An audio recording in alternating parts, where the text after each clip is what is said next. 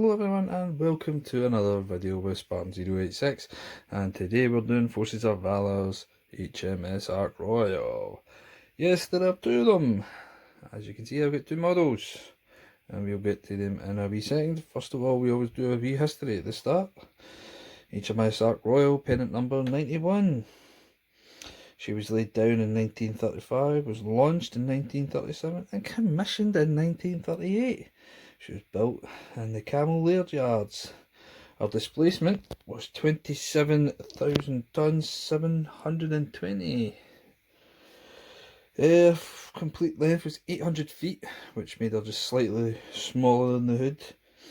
Her top speed was 31 knots. Her aircraft complement, which changed over time, 1939 to 1940, she carried 26 swordfish and 24 skuas. 1940 and 1941, she carried 30 swordfish and 12 skuas, plus 12 fulmars. And from 1941, she carried 36 swordfish and 18 fulmars. She was the first carrier to have hangars and flight deck integral part of her hull. Was very famous for her part in the hunt for the Bismarck. It was one of her swordfish that actually torpedoed and hit the rudder, which helped in her it being lodged, and obviously they can't steer. They began to go off course, couldn't make it to France in time, and that allowed the home fleet to catch up and sink her. She provided escort to the Malta convoys, was an integral part in U-boat hunter killer groups, and conducted operations off in Norway. Sadly, she was sunk in 1941 by U-81 in the Mediterranean by one torpedo.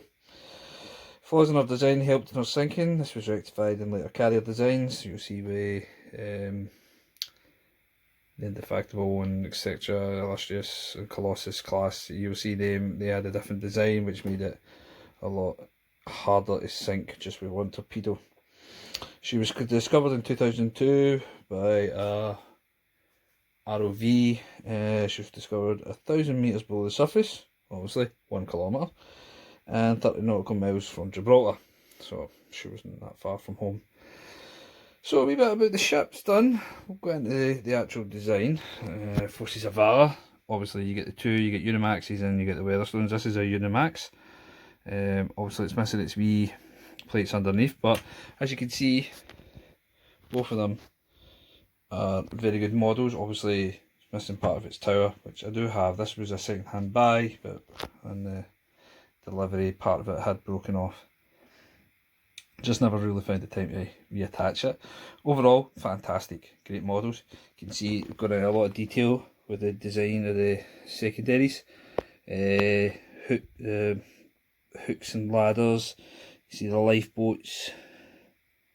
You can see the tower, masts.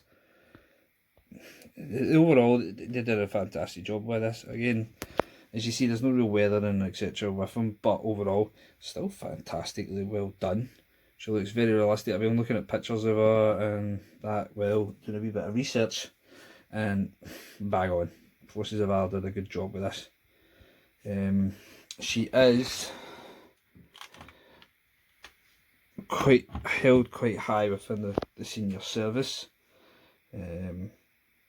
Obviously for her part in the Bismarck. Obviously when they did, one of the Invincible class carriers was named after her.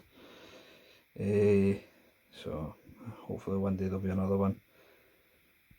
Also there was also I almost forgot about her, that also had one of the larger carriers, one of the Eagle class. It was named after Ark Royal, had the Phantoms and Buccaneers on it. That was retired just before the Falklands, and then they brought in the Invincible class and they named one of them Ark Royal. So shows you how highly regarded her name is within the Royal Navy. Overall, great model. If you have this, fantastic. It's a great one to have. Also you get the wee planes, you get the swordfish and skuas and fawners on board, so you get them. I have them in a wee bag. They're kept together. Obviously you don't want to lose them, they are really small.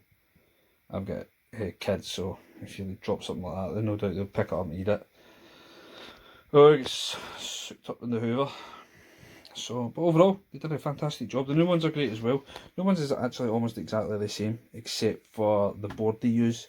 It's a wooden baseboard with metal poles and plastic that it lies on, which is a lot better. Obviously, it's also got the ship's pennant design. So it just shows you how much effort Waterstones have put into making things a lot better. You're paying a wee bit extra, but that wee extra you're getting a lot more compared to what Unimax were giving you. Obviously the ships are getting better. They're doing the Chinese PLAs, I've forgotten the name of it. They're doing the first carrier, the 001. They're also doing the Admiral Kushnushov. So apologies, I can't remember the pronunciation for the name, but the only Russian carrier. They're also doing that. They're also doing 2 of the Invincible classes, and there's talk of, I haven't heard it from Forces of Valor, but I heard it from somebody online, said that the possibility of them doing destroyer types, possibly Type 42s and early Bucks, etc. So that would be an interesting one to get. Overall, good job. I enjoy it. I like the ships. They're a good one to have, especially those with a type of maritime background or an interest in maritime history. They are a good one to keep on the board and a good one to chat about. So if you do have these, good on you. If you don't, you can try and get them. I'm thinking of customising this, but I don't think I'll ever get around to doing it. I think it'd be too much of a job, but it's still nice to have the 2 of them sitting next to one another.